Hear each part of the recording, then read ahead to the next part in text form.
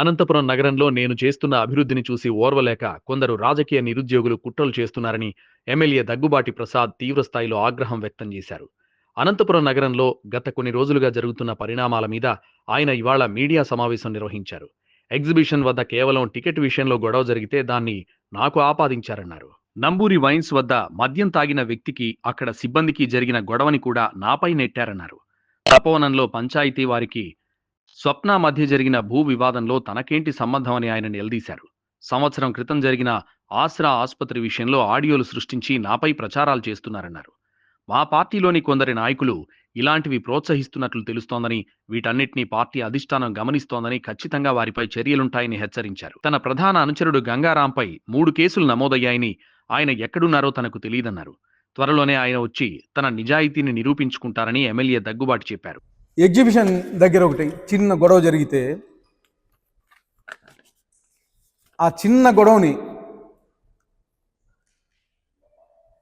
భూతద్దంలో చూపిస్తూ డబ్బులు అడిగారు ఎమ్మెల్యే మనుషులు అని చెప్పేసి చూపిస్తూ దాన్ని దుష్ప్రచారం జరిగింది.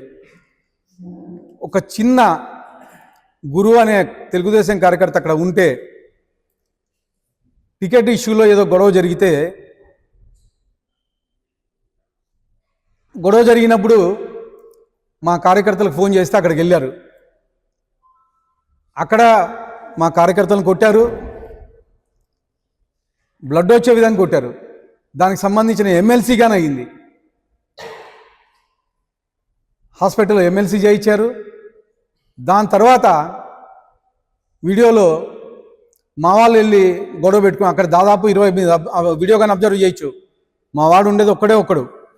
దాదాపు ఎగ్జిబిషన్ నిర్వాహకులు 20 మంది ఎగ్జిబిషన్ నిర్వాహకులు ఆయన కొట్టడం జరిగింది. కానీ దాన్ని నెక్స్ట్ డే పొద్దున్నే ఎగ్జిబిషన్ నిర్వాహకుడు ప్రెస్ మీట్ పెట్టి ఎస్పీ గారు కంప్లైంట్ ఇచ్చారు. ఎమ్మెల్యే మనుషులు 20 లక్షలు అడిగారని చెప్పేసి. ఎక్కడైనా ఒక చిన్న ప్రూఫ్ చూపించాయా?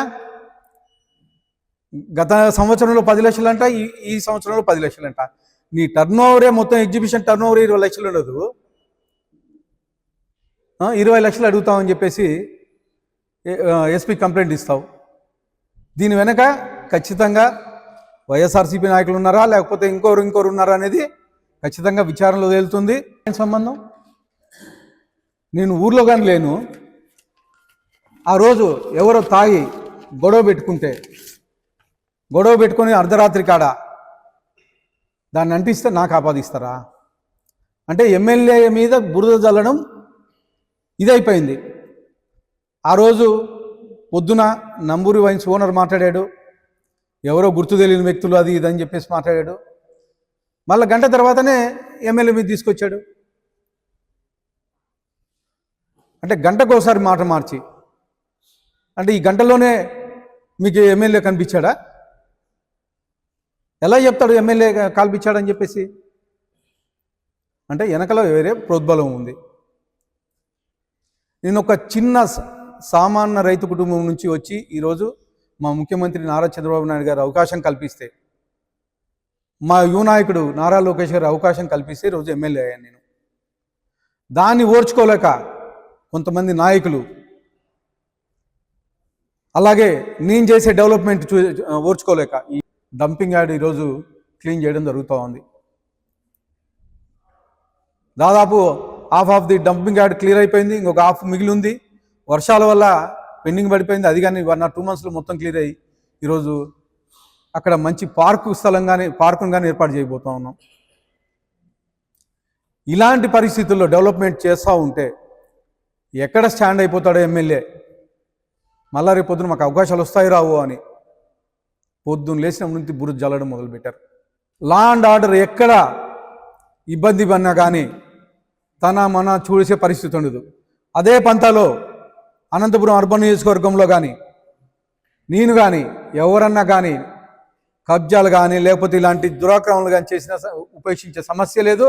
నేను ఆల్రెడీ ఎస్పీ గారికి కానీ చెప్పాను, డిపార్ట్మెంట్కి కానీ చెప్పాను కేసులు పెట్టమని చెప్పేసి. నా దగ్గర ఉండే అనుచరుల మీద కానీ కేసు ఈరోజు నమోదైంది. మేము రాజకీయం చేసింటే కేసులు పెట్టించుకునే వాళ్ళమా? అలాగే ఇంకోటి మూడో ఇష్యూ, తపోవనంలో ఒక ల్యాండ్ ఆక్యుపై చేశారు అని చెప్పేసి మా పార్టీకి చెందిన వీరశైవ లింగాయత్ కార్పొరేషన్ స్వప్న గారు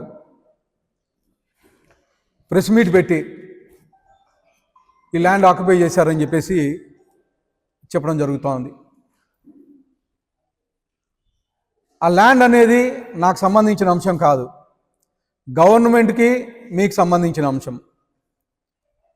గవర్నమెంట్ వాళ్ళు పంచాయతీ సెక్రటరీ ఉంటే పంచాయతీ సెక్రటరీ ఇది పంచాయతీ ల్యాండ్ అని చెప్పేసి ఆయన ఆరోపణ. దానికి అక్కడ ఒకటి కమ్యూనిటీ కౌ ఫామ్ షెడ్ ఒకటి వచ్చింది, 50 సెంట్లు కావాలి. దానిలో భాగంగా ఆయన ఫెన్సింగ్ వేసుకున్నారు అక్కడ, ఇది కమ్యూనిటీ ఫామ్ కౌ ఫామ్ కట్టాలని.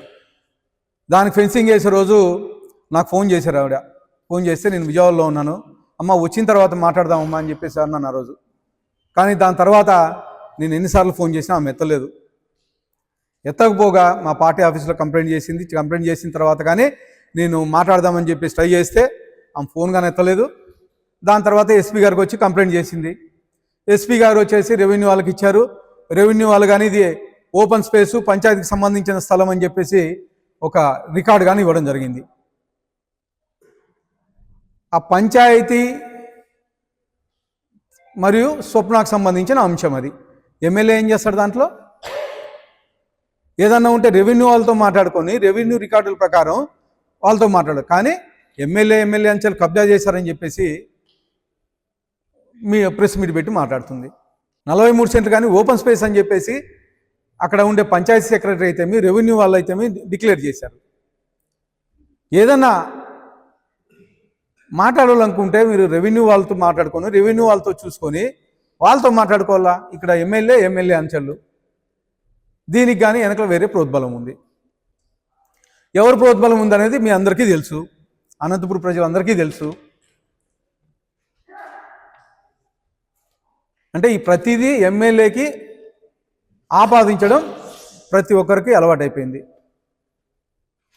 అంటే మా పార్టీలో కానీ ఇంకో పార్టీలో కానీ. ఇది అయిపోయిన తర్వాత నిన్న ఒక ఇష్యూ ఒకటేదో ఆడియో రికార్డు బయటకు వదిలారు.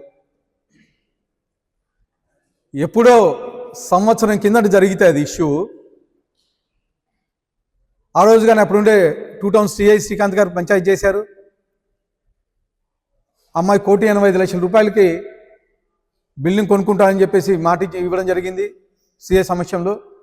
కానీ కోర్టుకు వేసుకున్నారు, వాళ్ళు మాట్లాడుకున్నారు, ఎవరికొరు మాట్లాడుకొని ఆ రోజు కానీ నా మీద ఆరోపణలు చేశారు.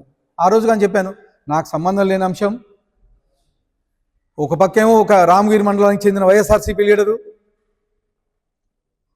ఈమెమో ముస్లిం అమ్మాయి, వాళ్ళు చూసుకోవాలి కానీ ఎమ్మెల్యేకి ఏం సంబంధం?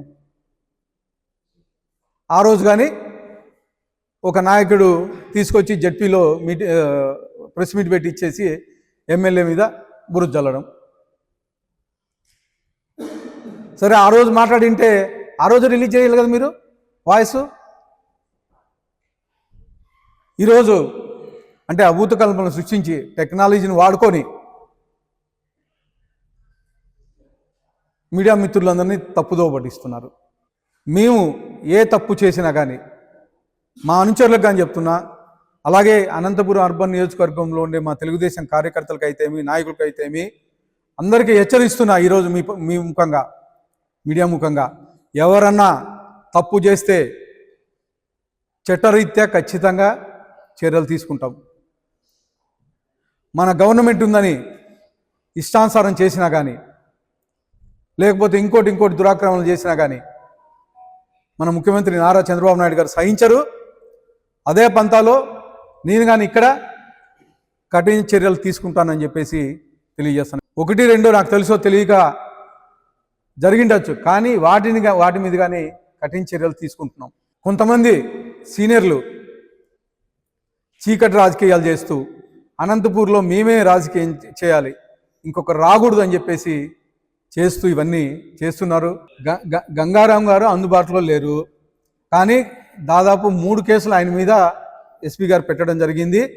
ఏవైతే ఆరోపణలు ఉన్నాయో ఇది ఎగ్జిబిషన్ కానీ, స్వప్న గారి ల్యాండ్ ఇష్యూలో కానీ, అలాగే వైన్ షాపుల ఇష్యూలో కానీ మొదటి ముద్దాయిగా ఆయన పెట్టడం జరిగింది. ఖచ్చితంగా ఆయన కానీ వచ్చి నిరూపించుకుంటాడు నా ప్రమేయం లేదని చెప్పేసి. వీలైన తొందరగా ఆయన ఎక్కడున్నాడో కనుక్కొని కానీ నేను ఎస్పీ గారికి అప్పచెప్తానని చెప్పేసి కానీ తెలియజేస్తాను. ఇప్పుడు ఎవరో వైన్ షాప్ ఏదో గొడవ పెట్టుకొని చేసుకున్నారు. చిన్న గొడవ వచ్చేసి చిన్న కార్యకర్తలు ఎగ్జిబిషన్లో కొట్టుకుంటే దాన్ని మా గంగారం పెట్టాడని చెప్పేసి పెట్టారు. తర్వాత వైన్ షాప్ది సేమ్. స్వప్న గారిది గవర్నమెంట్కి ఆమెకు సంబంధించిన ఇష్యూ. గంగారంకి ఏం సంబంధం ఉంది అంటే దీని వెనకలో ఎవరో ఒక పెద్ద నాయకుడు ఉండి నడిపిస్తున్నాడేమో అని నా అనుమానం.